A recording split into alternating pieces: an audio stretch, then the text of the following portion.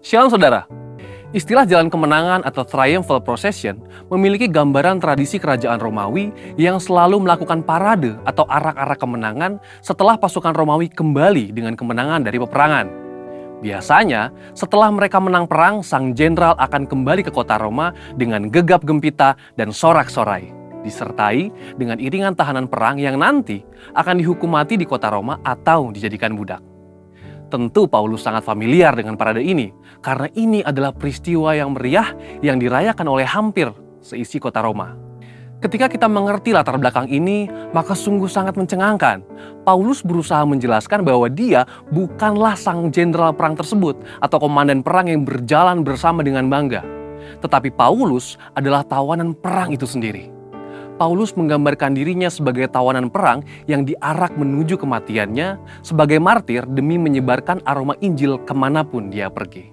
Coba perhatikan beberapa ayat yang Paulus tulis mengenai pelayanannya. Dalam 1 Korintus 4 ayat 19 dikatakan, sebab menurut pendapatku Allah memberikan kepada kami para rasul tempat yang paling rendah, sama seperti orang-orang yang telah dijatuhi hukuman mati. Sebab kami telah menjadi tontonan bagi dunia, bagi malaikat-malaikat, dan bagi manusia.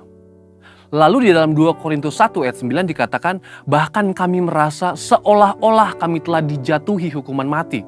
Tetapi hal itu terjadi supaya kami jangan menaruh kepercayaan pada diri kami sendiri, tetapi hanya kepada Allah yang membangkitkan orang-orang mati.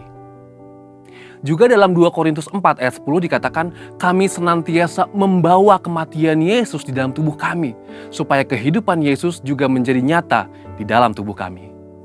Bagaimana kita bisa memahami ayat-ayat yang keras seperti ini? Sesungguhnya, Paulus sedang mengajarkan bahwa jalan kemenangan di dalam kehidupan orang percaya adalah jalan salib.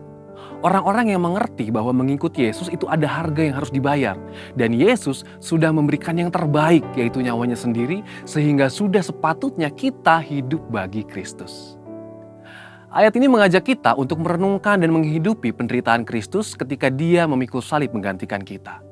Memang kita tidak bisa menggantikan karya Kristus di kayu salib, tetapi kuasa salib dan pesan kematian Yesus harus selalu hadir dalam kehidupan dan pelayanan kita. Inilah yang Paulus maksudkan ketika dia berkata, dengan perantaraan kami, ia menyebarkan keharuman pengenalan akan Dia di mana-mana. Dengan kata lain, kehidupan kita sebagai pengikut Kristus hendaknya dikenal sebagai orang yang menyebarkan Injil dan kabar baik itu di mana-mana.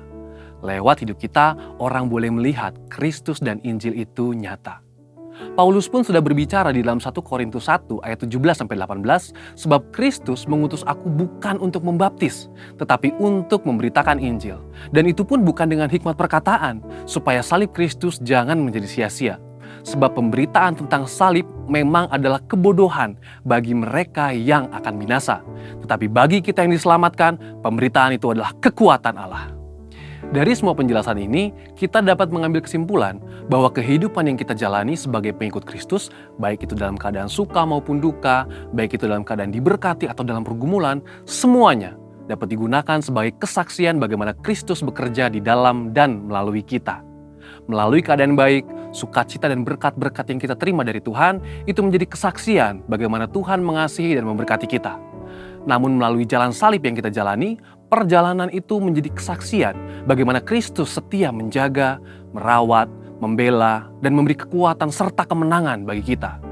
Kehidupan kita sebagai pengikut Kristus dalam menempuh jalan salib itu menjadi bukti akan penyertaan Kristus dan menjadi bukti bahwa mengikut Kristus adalah jalan kemenangan. Saudara, untuk penjelasan lebih lanjut dari tim teologi kami, silakan buka link yang ada di atas atau scan QR Code yang tersedia. Mari kita bangkit, jadilah pemenang. Hey Indonesia, it's Andy, Sam and Josh from Planet Shakers here, and we can't wait to be with you for Planet Shakers Abundance Tour. Friday, the 4th of July, we will be there at Central International Convention Centre in Bogor. It's going to be so amazing because the Planet Shakers band will be there and also Pastor Russell will be speaking. So you know, guys, it's going to be a move of God. So you want to come, you want to position yourself because your miracle is in the making.